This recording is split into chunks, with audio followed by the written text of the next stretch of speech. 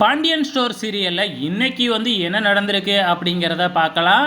மழை விட்டாலும் சாரல் விடலை அப்படிம்பாங்க இல்லையா, அதே மாதிரி நேற்று சண்டை முடிஞ்சாலும் மறுநாளும் அதோட எதிரொலி இன்னும் அப்படியே தாங்க இருக்குது. நம்ம செந்தில் மீனா இவங்க ரெண்டு பேர்த்துக்கும் நேற்று சண்டை நடந்தது இல்லையா. இப்போ செந்தில் மீனா தூங்கிட்டு இருக்கும் போது நேரம் ஆச்சு, எழுப்பிடலாமா வேணாமா அப்படின்னு சொல்லி தயங்கி தயங்கி யோசிக்கிறாப்புல. வேணும்னே எடுத்து துண்டை எடுத்து உதறதும் இந்த மாதிரி ஏதாச்சும் சத்தத்தை உருவாக்கிக்கிட்டே இருக்கிறாப்புல. அதே மாதிரி தாங்க இங்கே கதிர் ராஜுக்கு இடையே பிரச்சனை இன்னும் போய்கிட்டே தாங்க இருக்குது. ஸோ நம்ம ராஜி பார்த்திங்கன்னா பெட்டெல்லாம் சுத்தம் பண்ணிவிட்டு எல்லா துணியையும் எடுத்து துவைக்கலாம் அப்படிங்கிற மாதிரி போகிறாங்க.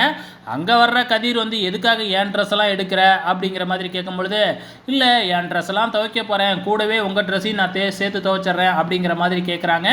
எதுக்காக என் ட்ரெஸ் எல்லாம் நீ துவைக்கிற, நீ உன் ட்ரெஸ்ஸை மட்டும் துவைச்சிக்கு அப்படிங்கிற மாதிரி பார்த்திங்கன்னா அங்கே ஒரு வாக்குவாதம் போகுது. அப்படியே ராஜி தன்னோட ட்ரெஸ்ஸை மட்டும் எடுத்துக்கிட்டு வரும்பொழுது நம்ம மீனாவும் அப்படியே சைலண்டாக உட்காந்துருக்குறாங்க.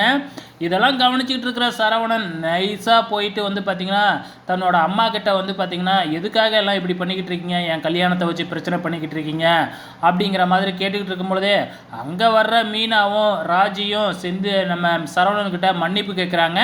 ஏன்னா இந்த பிரச்சனைக்கெல்லாம் நாங்கள் தானே காரணம் அப்படிங்கிற மாதிரி ரெண்டு பேருமே மன்னிப்பு கேட்குறாங்க. ஸோ பாண்டியன் வெளியில் உக்காந்துக்கிட்டு எல்லாரையுமே கூப்பிடுறாப்புல.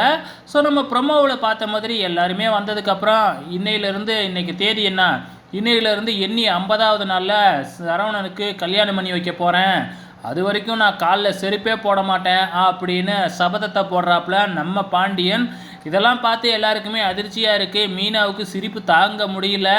ஸோ இன்றைக்கி இது தாங்க நடந்திருக்கு. வெயிட் பண்ணி பார்க்கலாம் நாளைக்கு என்ன நடக்க போகுதுன்னு.